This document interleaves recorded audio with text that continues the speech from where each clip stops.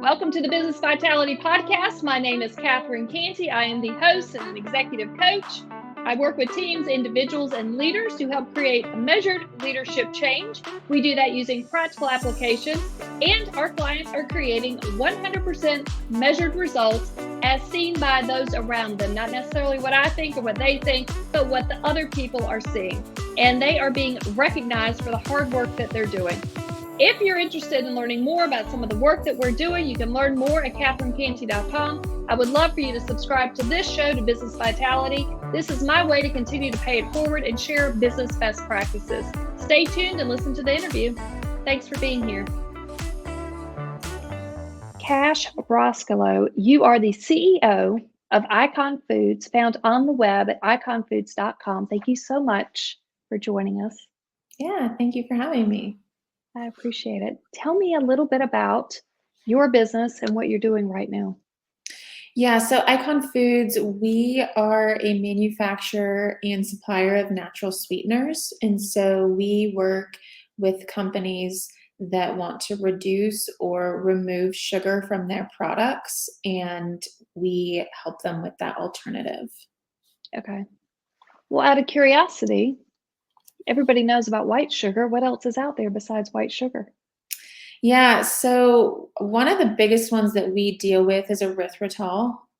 We also work with allulose. Those two are probably, some people may know about them, but stevia and monk fruit are other ingredients that we work with that I think are pretty well known. Stevia is a fun one because it has come a long way since its inception into the market. But it's a high intensity sweetener. So the difficulty with that is that it's not a one-to-one replacement, or you might have Sour Patch Kids in your hand. That's kind of dangerous.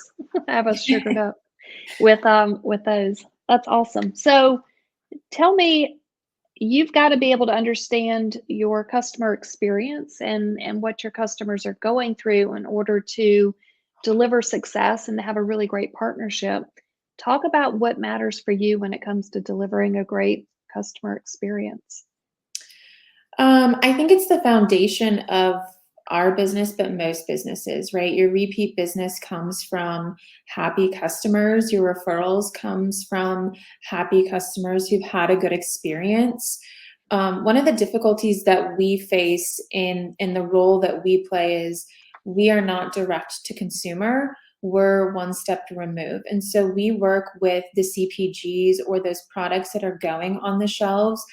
And so our customer is the CPG company. And so success with them is really listening to them through the lens of the consumer, right? The consumer is communicating to our customers what's important to them in regards to the no sugar added space or the reduced sugar added space.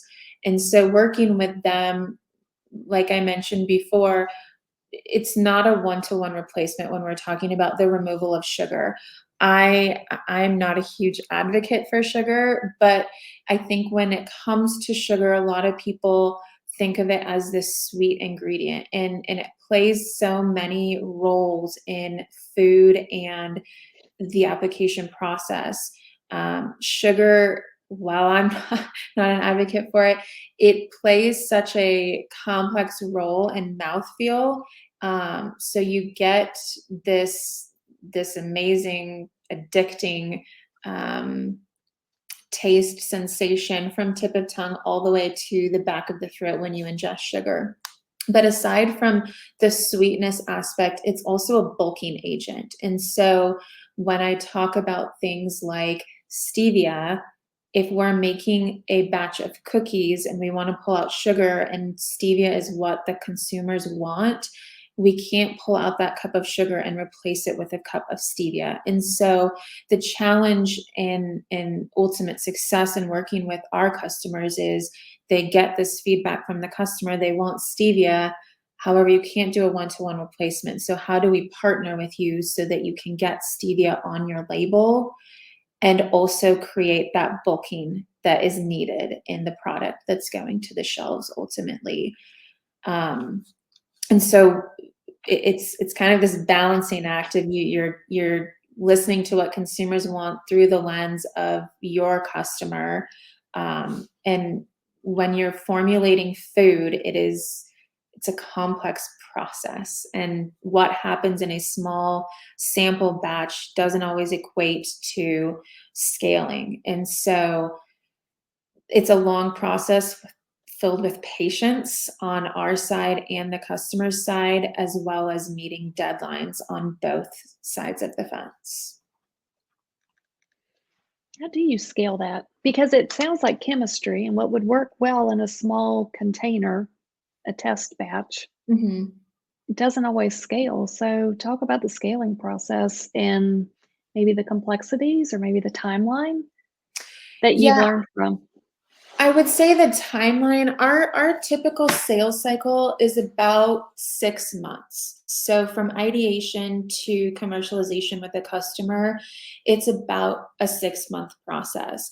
And the the test really comes in, again, having that communication. What is it that you're looking for? Is it Mhm. reducing your sugars? Is it pulling your sugars out completely? What is the end goal here? And from there, we can start to work on ingredients that make sense for the certain project that we're working on. And then application is also a key point in this. When I talked about erythritol versus allulose, allulose participates in the Maillard process, which is the caramelization of a sugar. And so the best way to think about that is when you're making a creme brulee and you start to kind of torch the top of the sugar, you get that caramely browning effect. Erythritol doesn't do that. And so when we have a consumer come to us that needs a product that participates in Maillard, but they want to use erythritol, we now have some challenges to work with. So I would say that's the first part of the project is what does the customer want and how do we get to that process? The second part of that is like you said, a bench test. And a bench test, the challenge is here, while it is chemistry, a lot of us in the small kitchen, the household kitchen, we're working with cups, teaspoons. When you start to go to scale, you can't do that. You have to transition over to a weight. And that's where it gets a little bit challenging. And so we are typically a part of that conversation, but that is typically done with the customer and their team on their side. So it's really just dependent on the project. So you're translating language. You're translating the language that normal folks, in the kitchen are used to, cups, teaspoons, et cetera. Yeah. You're translating the language to weight. Mhm. You're translating the language from the customer to you, but then you have your customer, you have your solution, and then you have the end buyer. So there's communication in there. And before we hit record, you talked about being able to support women and communication. I think communication is at the core of everything. Um, Communication and accountability. But you Mhm. had said something when we were communicating about women in business and being able to support them. Would you mind talking a little bit about that and some of the work that you've seen with that, and maybe some of the results that you've seen supporting some different women that way? Yeah, I think just naturally, my mom grew up in the business world, and we've come a long way in gender equality. We've come a long way in um, equal pay, equal rights, not discriminating against pregnancy, childbearing years. I still think that we have a long way to go in that fight. And fortunately, Icon Foods has never, I've never had to deal with any of those issues within this company. But I think a lot of that comes from the women that came behind me.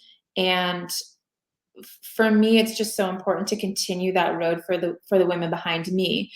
And so when we do hiring with Icon Foods, it is completely doesn't matter your gender, age, how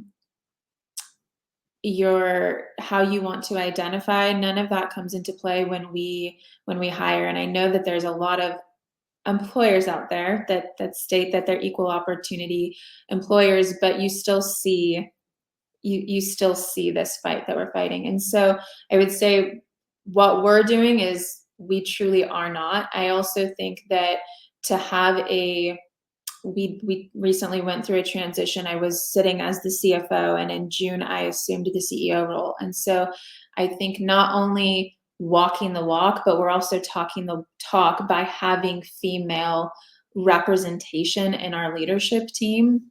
And it is actually a 50-50 split on our leadership team currently. And so I want to do more. I'm still trying to find time to balance that, but I think just that representation and showing women that you can do this, and just sitting there as the CEO and making moves in this industry, in this world, speaks volumes for the women behind me that maybe think that they don't have those same opportunities. What do you think women should do to maybe gain some of that traction to move from the CFO to the CEO, or even if they're in a mid-manager position to the C-suite? That's a good question. I think, it's such a difficult question, because is it always the woman's responsibility? I think that's kind of this like dichotomy here. Is it always our responsibility to make those moves, or do we need to bring the men into those conversations and allow them to see the disparities? I think that we need to continue pushing forward even when things get hard. I mean, there's still board meetings that I attend, or investor meetings that I attend, that I'm the only female in the room. And I think it would be easy to say I don't want to go, or I'm not going to be seen, or not going to be heard. But when myself or other females that are awarded those opportunities back out, don't attend, don't continue to create that presence, that's when we take a step forward. So I would say to those women, continue to be a part of the conversations, whether you feel relevant or not, whether you feel seen or not, because there are other females behind you watching. Do you have an example of a meeting you didn't want to go to and you did and proved to be beneficial? I mean, there's a million meetings that I can think of. One specifically that I can think of is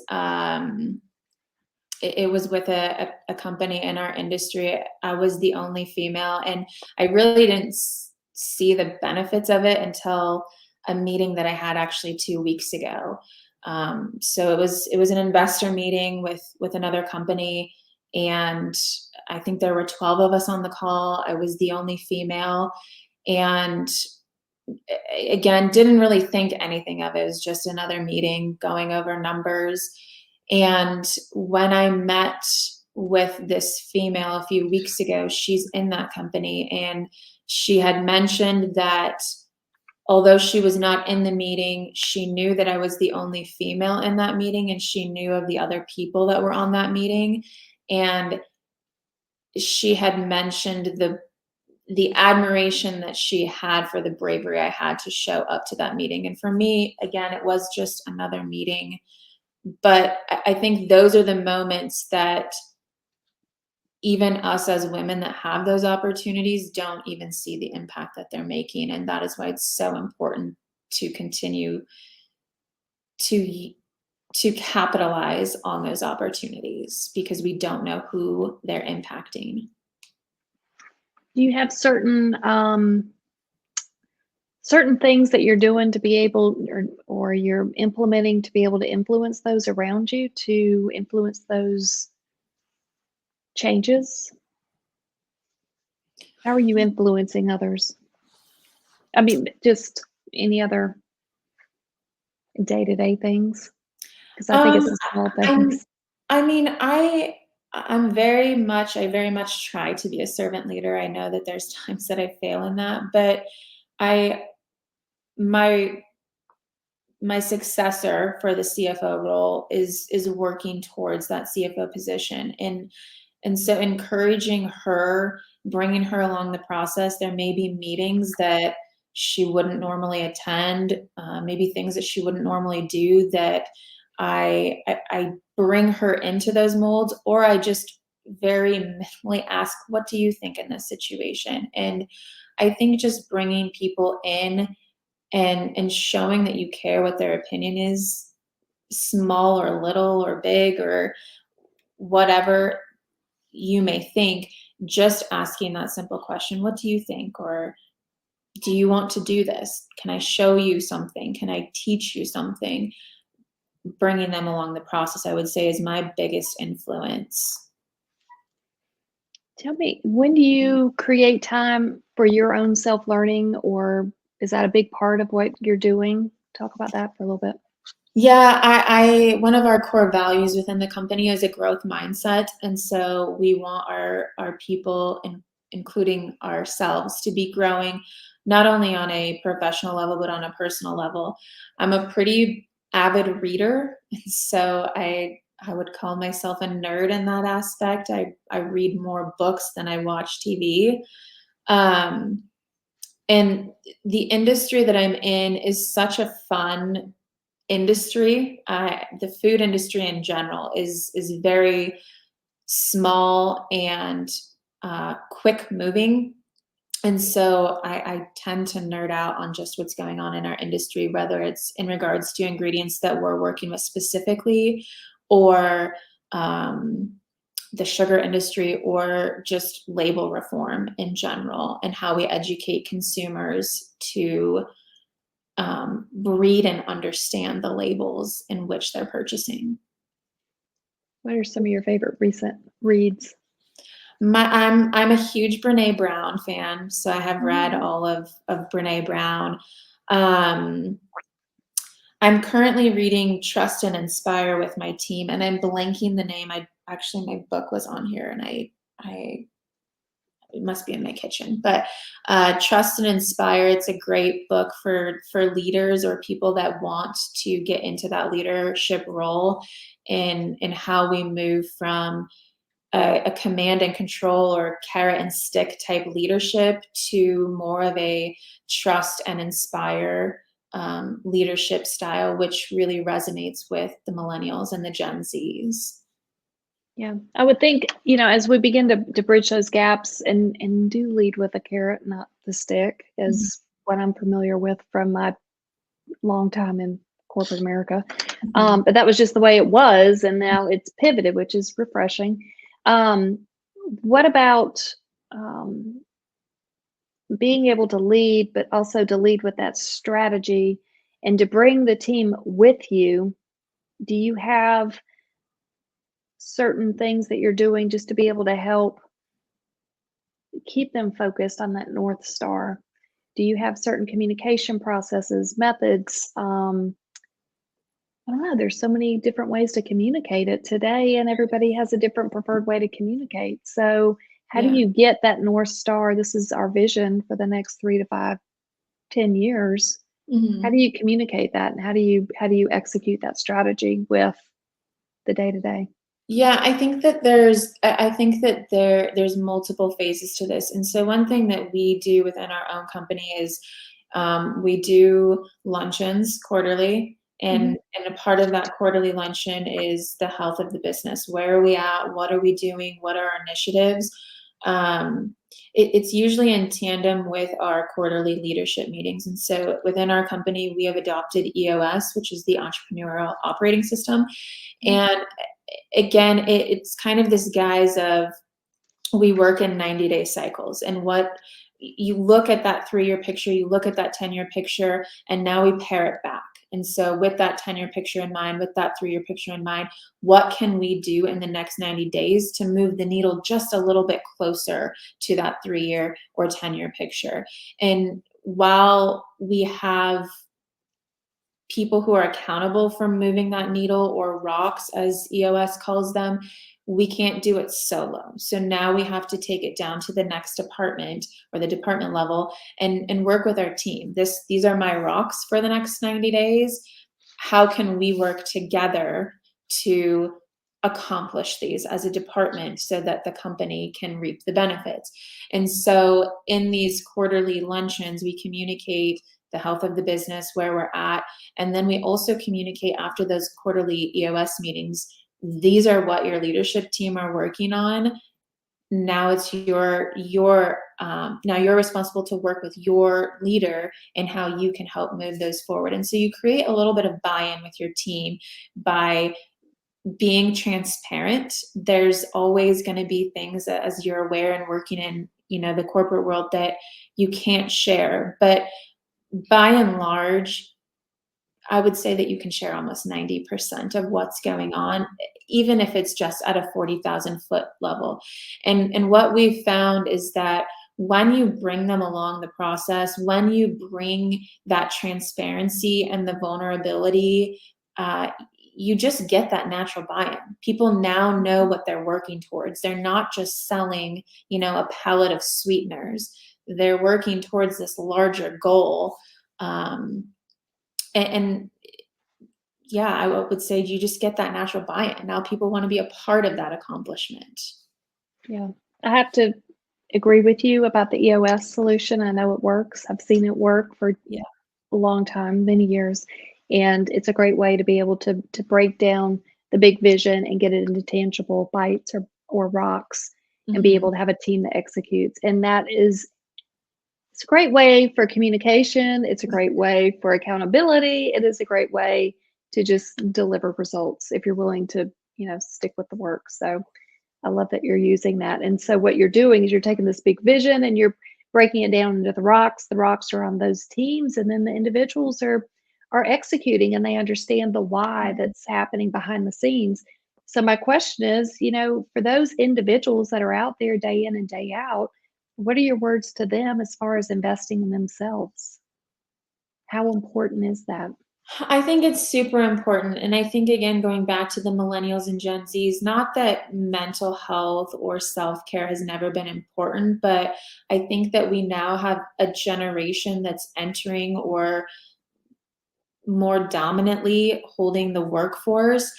This is something that they are passionate about. And so you have to have workplaces that support self-care, that support mental health, that support taking care of the person holistically and not just the employee, or you don't have people. And the book Trust and Inspire really talks about not labeling people as assets, which is very difficult because they are your greatest assets. But what the book starts to talk about is when you label something as an asset, now it becomes this thing, and it's no longer a person. And so it's super important to us that our employees are taking care of themselves. And it is this fine line of, we are a business that needs to run and be profitable.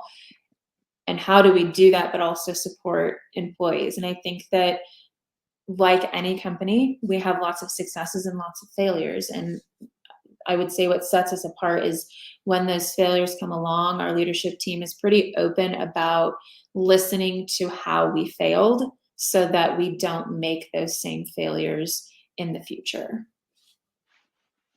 Perfect. Kash, if someone wants to get in touch with you, they want to learn more about the products that you're providing or the services you're providing, or it's another woman who's interested in just having another woman's perspective in business, what is the best way to connect with you? Yeah. So iconfoods.com would be a great way to get in touch with us in regards to ingredients and what we do in the industry. You can also connect with me on LinkedIn. That's a great way. I'm pretty active on there as far as business, women, and just the industry that I'm in. And Instagram is another great way to connect with me. Perfect. All right. Kash Rocheleau, you are the CEO of Icon Foods, found on the web at iconfoods.com. Thank you so much for joining us. Yeah, thank you. Thanks for listening to the episode. If you like it, please subscribe, share this episode or this show with other people around you. The greatest form of a compliment is a referral. I really appreciate them. And if you think that you want to learn more about some of the work we're doing, I encourage you to reach out to CatherineCantey.com. You can schedule a call or just continue to read articles and information that we post out there. Thank you so much for being here.